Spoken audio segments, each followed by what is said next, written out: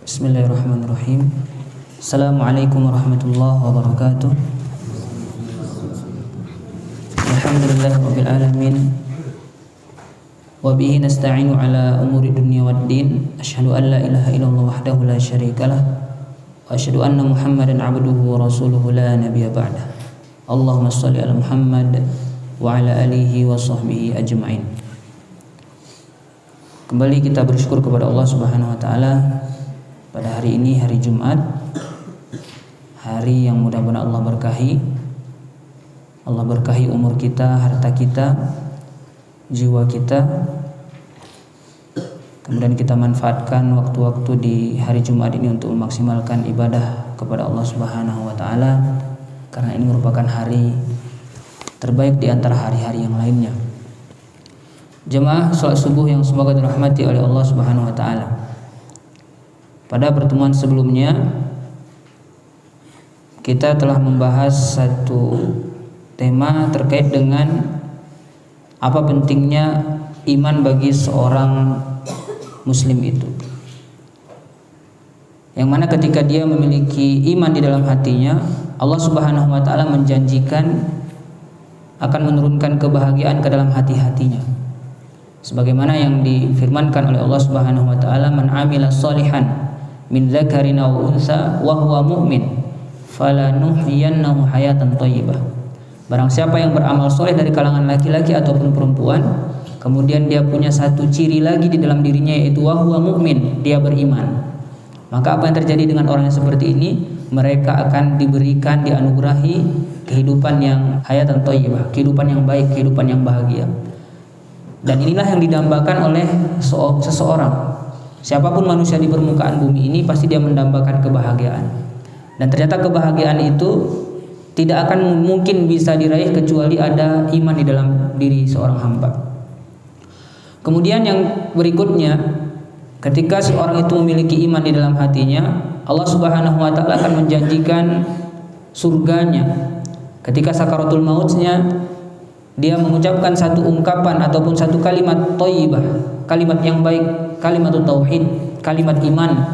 Nabi SAW menyebutkan dalam sebuah hadis, "Man akhiru kalamihi la ilaha illallah dakhala jannah." Barang siapa yang akhir dari ucapannya sebelum dia wafat adalah la ilaha illallah, dia akan masuk surga. Dan berikutnya ketika nanti dikumpulkan di padang mahsyar, Allah Subhanahu wa taala akan mengizinkan dia untuk masuk ke dalam surga.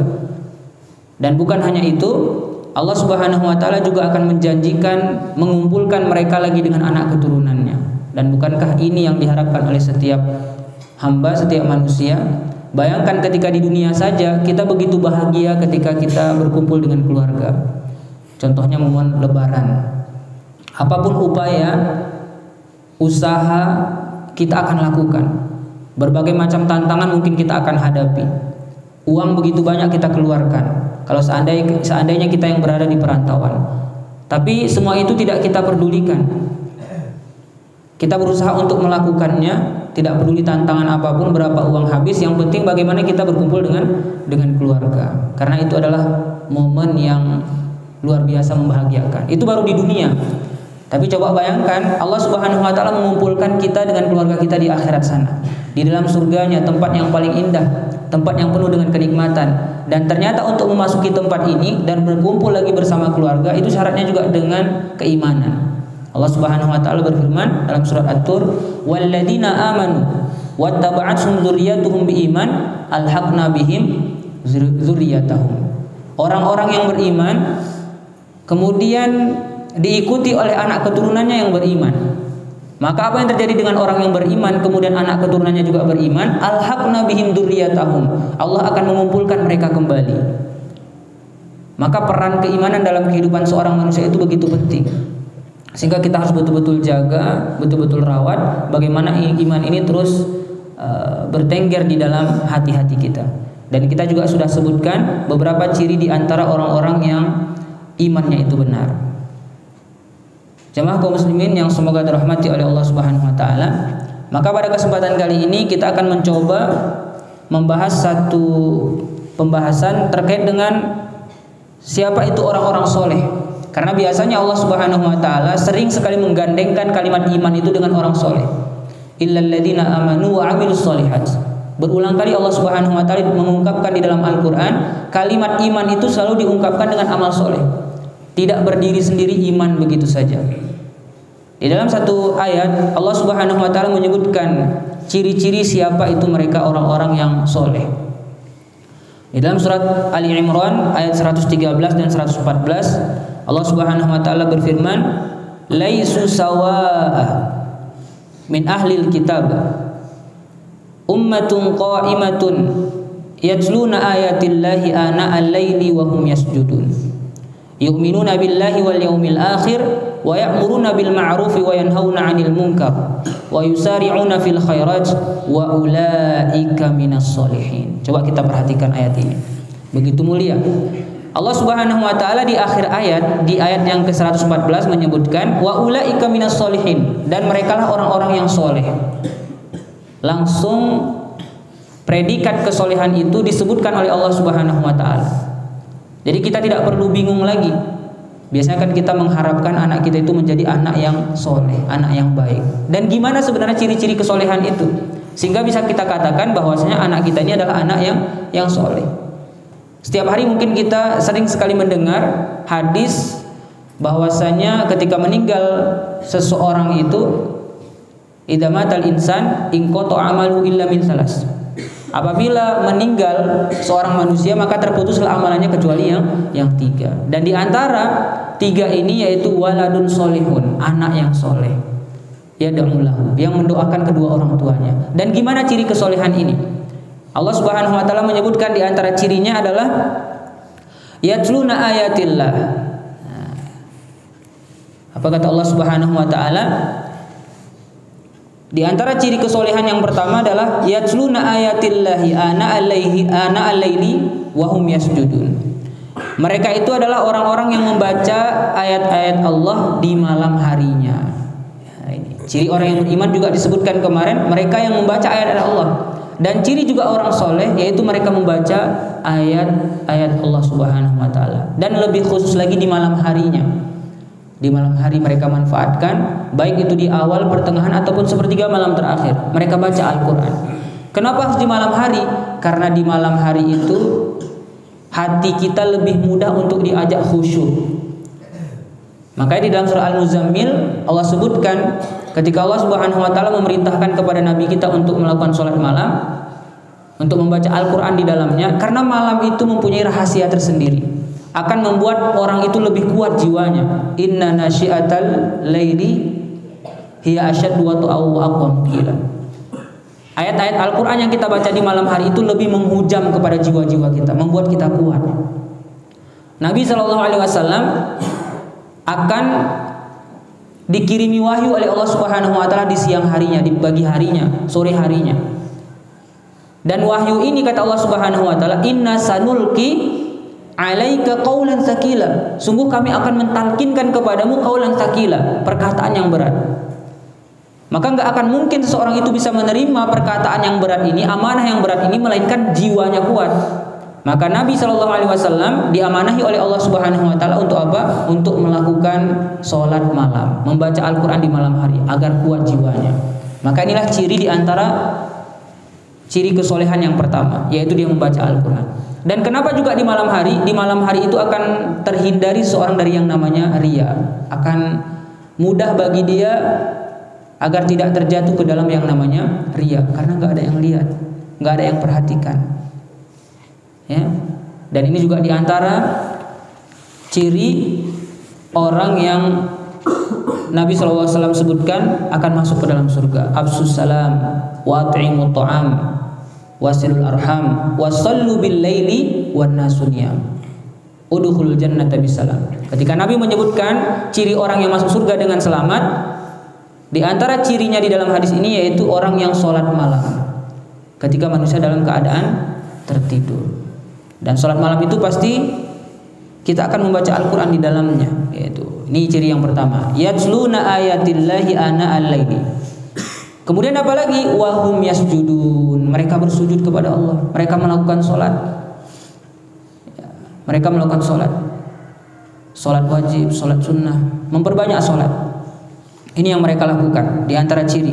orang yang soleh. Dan ciri yang berikutnya, yu'minuna billahi wal yaumil akhir. Mereka beriman kepada Allah dan beriman juga kepada hari akhir. Yu'minuna billah wal yaumil akhir. Mereka beriman kepada Allah, beriman kepada hari akhir.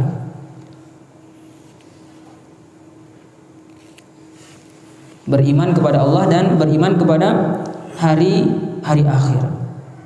Nah, ini juga sangat penting sekali untuk memotivasi ibadah yang kita lakukan selama ini, yaitu ketika kita beriman kepada hari akhir. Banyak sekali contoh kalau kita lihat dari kalangan para sahabat radhiyallahu anhum ajma'in, betapa serius mereka mengingat hari akhir, hari kiamat, yaumil hisab. Ada yang di antara mereka itu ketika melewati satu perkuburan, mereka tidak segan meneteskan air mata, padahal cuma lewat aja. Ketika ditanyakan kenapa, kalau tidak salah ini adalah sahabat Utsman ibn Affan. Ketika lewat perkuburan, beliau sering sekali meneteskan air mata. Dan ketika ditanya kenapa, beliau menjawab, ini adalah tempat yang pertama kali akan kita datangi, yang akan menentukan nasib seseorang. Kalau seandainya dia diselamatkan di alam kuburnya, maka sungguh dia akan selamat nanti di akhirat.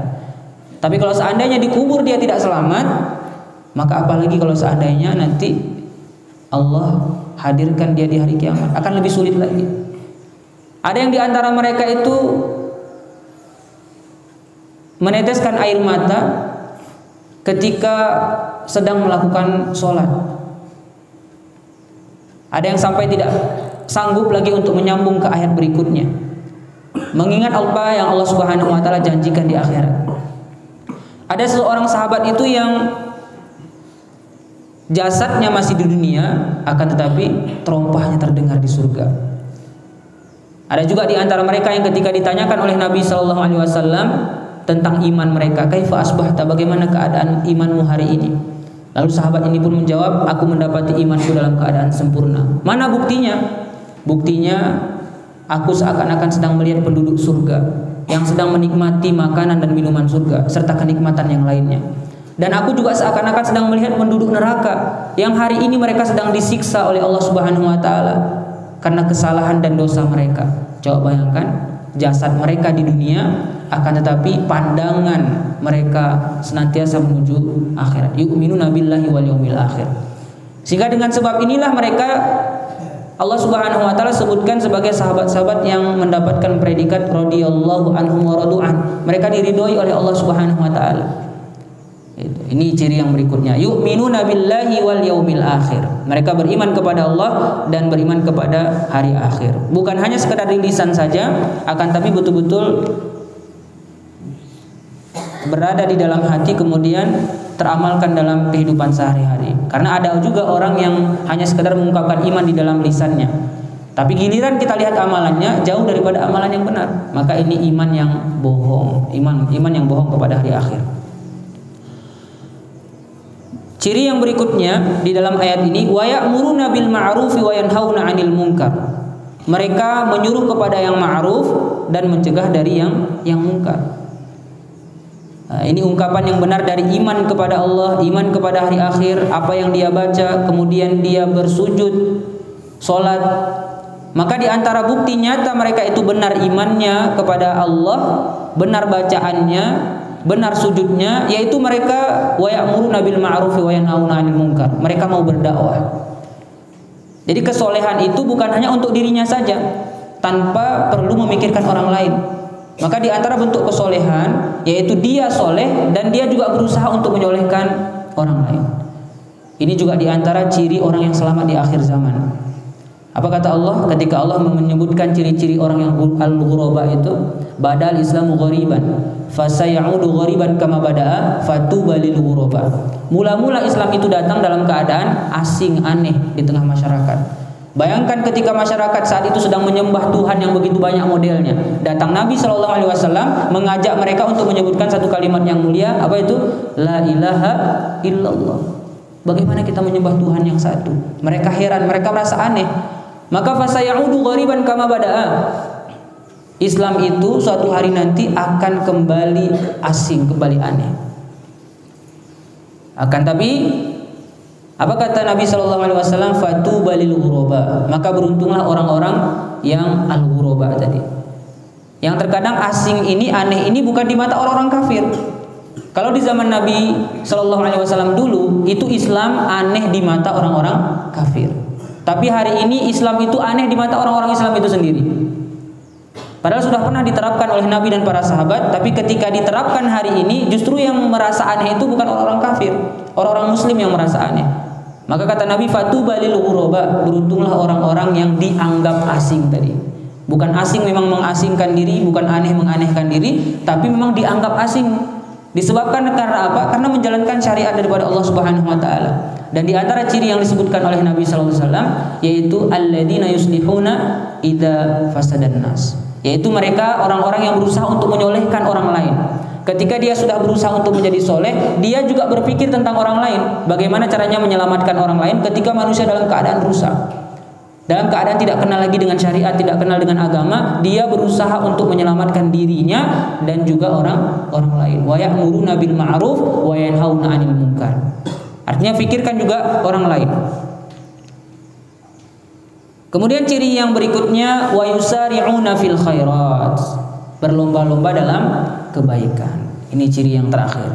Berlomba-lomba dalam kebaikan. Ketika kita mendengarkan satu ayat, satu hadis yang itu bentuknya adalah perintah dari Nabi, kemudian dijanjikan dengan pahala yang berlipat ganda di dunia maupun di akhirat, maka apa yang harus kita lakukan? Sami'na wa ata'na. Kita dengar dan kita taat. Kita kerjakan. Kita bersungguh-sungguh. Ini juga di antara ciri para sahabat radhiyallahu anhum ajma'in.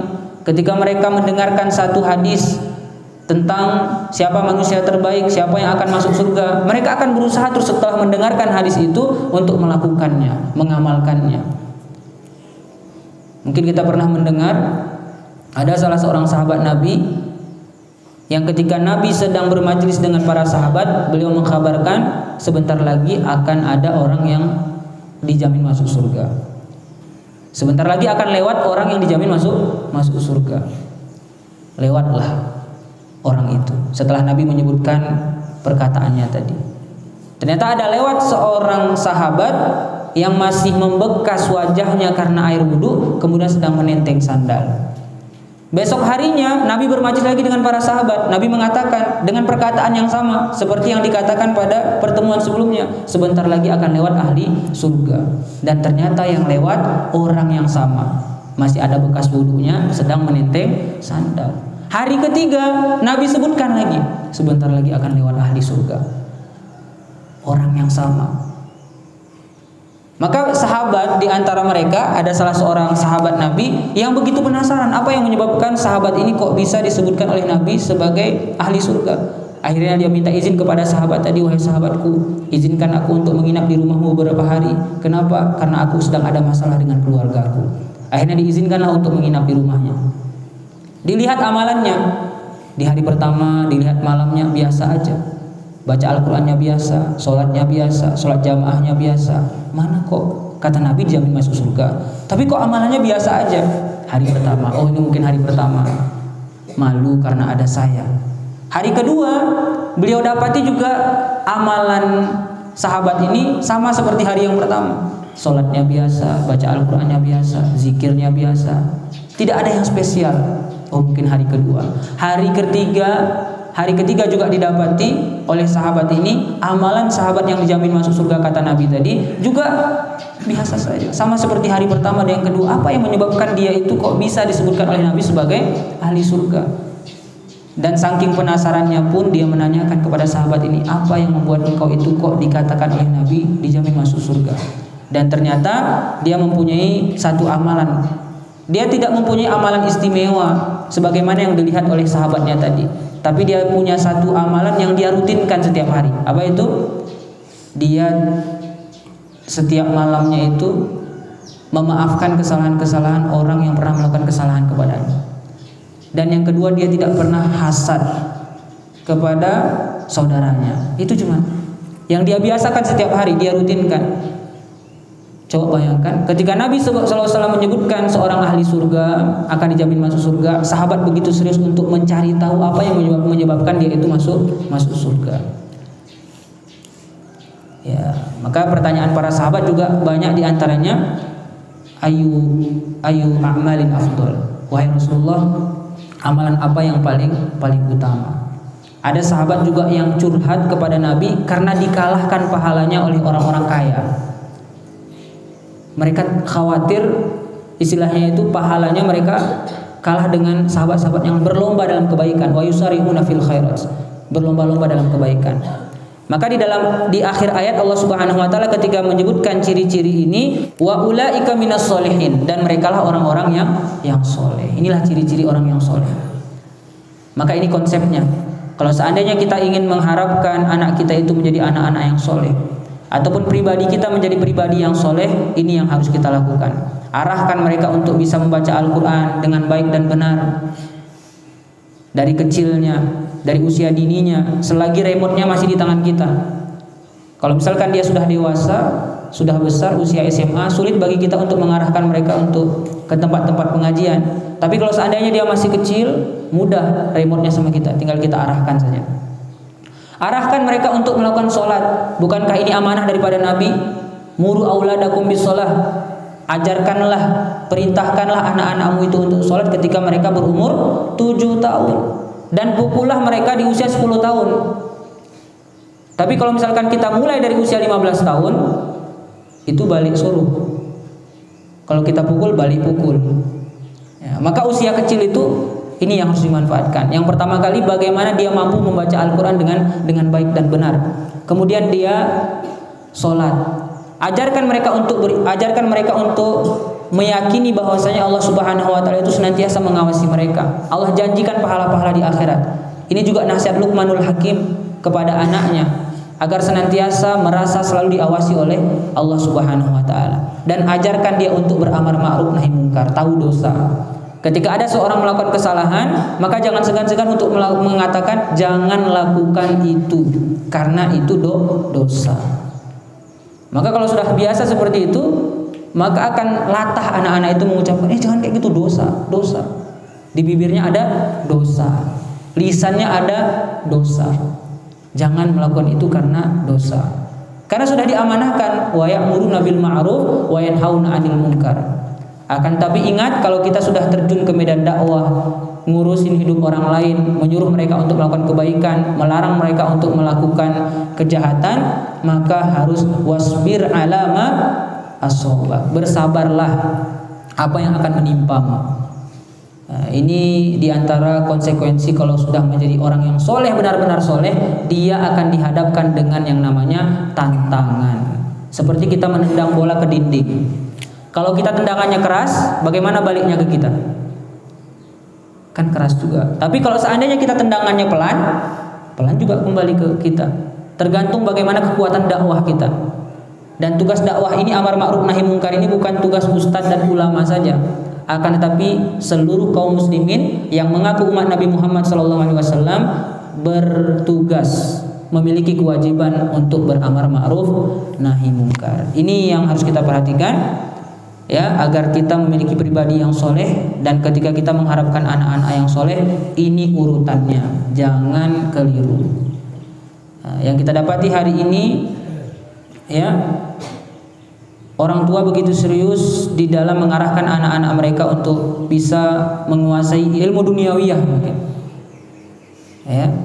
Akan tapi ketika ditanyakan tentang Quran, tentang sholat, tentang wudhu, banyak sekali yang tidak mengerti. Kami pernah berpengalaman melakukan ajang lomba membaca surat Al-Fatihah yang setiap hari dibaca untuk anak SMA. Yang kami buat lomba membaca surat Al-Fatihah untuk anak SMA. Muridnya ada sekitar 300 sampai 400 orang. Kami berharap semuanya bisa ikut. Dan ternyata yang diikut sertakan mungkin di perwakilan yaitu sekitar 40-an orang yang ikut. Kami sampaikan ke gurunya, mohon izin Pak, Bu, kami butuh 1 jam saja. 1 jam untuk mengecek 40 orang ini gimana bacaan Al-Fatihahnya. Kami ingin lombakan siapa di antara mereka yang paling terbaik bacaan Al-Fatihahnya. Kami buatlah 40 orang ini kami tes. Setelah 40 orang kita tes, kita seleksi, dan ternyata Al-Fatihah yang lumayan bagus itu sekitar 12 orang. 12 orang yang bisa direkomendasikan Al-Fatihahnya. Setelah 12 orang ini kita tes lagi siapa yang paling bagus lagi Al-Fatihahnya. Dan ternyata semua juga belum dengan keilmuan terbatas dari kita, semua belum sempurna sekali bacaannya. Sampai kita tentukan 3 orang juaranya, yaitu yang paling bagus Al-Fatihah, 3 orang. Dan juara 1-2-nya siapa? Itulah tim ibu-ibu, akhwatnya, kakak-kakaknya yang juara. Yang ikhwannya, yang lakinya, wallahu a'lam bishawab. Entah di mana posisinya. Nah, ya, bacaan Al-Fatihah ini belum jauh-jauh kita tes. Kan nggak mungkin akhwat jadi imam di depan kan? Nah, ini 12 orang dari 40, dari 400. Kemudian 40 kita kumpulkan yang bersedia untuk ikut lomba baca Al-Fatihah ini 12 orang yang bisa direkomendasikan Al-Fatihahnya. 12 orang cuman. Padahal siswanya berapa? 300 sampai 400 orang. Belum lagi kita tes An-Naba, An-Nazi'at, belum Ad-Duha, Al-Kautsar, baru Al-Fatihah surat yang paling sering dibaca dan ternyata juga nggak bisa baca. Berarti kemana selama ini? Apa yang diajarkan? Apa yang kita cari? Tugas yang paling utama yaitu membaca Al-Quran dengan baik dan benar, itu yang akan ditanya nanti di dalam kubur, di akhirat juga demikian. Tapi ternyata itu yang paling tidak diperhatikan. Na'udzubillah. Nah, maka mau dibawa kemana generasi kita kalau tidak dikenalkan dengan yang namanya Al-Quran. Wallahu a'lam bishawab. Ini mungkin yang bisa kita sampaikan.